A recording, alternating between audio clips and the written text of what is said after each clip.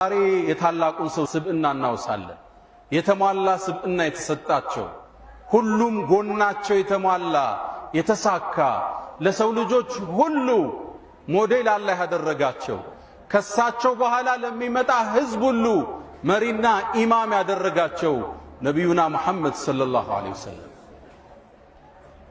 አንድ ድለቢስ ከሰሞኑ ፀሐይን በፍታ ጠፋለው ብሎ ሞክሮ ነበር አሉኝና እንደዚህ አይነት ጉድተላዎች እንዲህ አይነት ጉሰማዎች እኛ መልእክተኛውን ስንረሳ ፍቅራቸው ሲደበዝዝ ከሶላዋት እጃችን ከዚክር ሲርቅ ልጆቻችንን በሳቸው መሰየም ስናቆም አላህ እናስታውሳቸው ዘንድ ወደ እሳቸው እንመለስ ዘንድ መንገዳቸውን እናድስ ዘንድ መሰል መልእክቶች ይመጣሉ።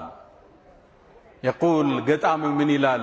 إذا أراد الله نشر فضيلة طويت أتاح لها لسان حسودي الله የተዘጋን የተረሳን ውብ ስብዕና መግለጽ ሲፈልግ የሐሲድ ምላስ ይልክበታል። ያ ሰው ስለሱ ያወራል፣ የሱ ዝም ያጠፋል፣ የዛን ስብዕና የበለጠ ይገልጠዋል። ነቢዩና መሐመድ ሰለላሁ ዐለይሂ ወሰለም ለዓመታት ጥሪያቸውን ይዘው ከተነሱ በኋላ ስብዕናቸውን ለማደብዘዝ ዓመታት ተሞክሯል።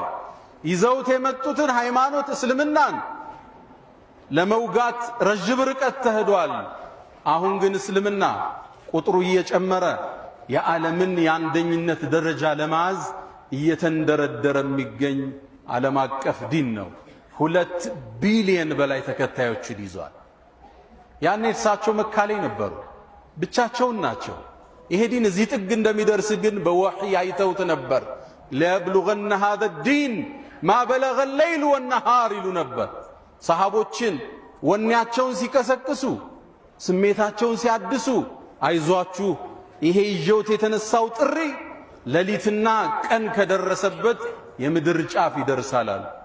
ይሄው ዛሬ አፍሪካ ውስጥ ኢትዮጵያ ውስጥ አዲስ አበባ ውስጥ አንድ መንደር ላይ አንድ መስጂድ ውስጥ ይሄን ሁሉ ተከታይ አፍርተው አልፈዋል ነቢዩና መሐመድ ሰለላሁ ዐለይሂ ወሰለም።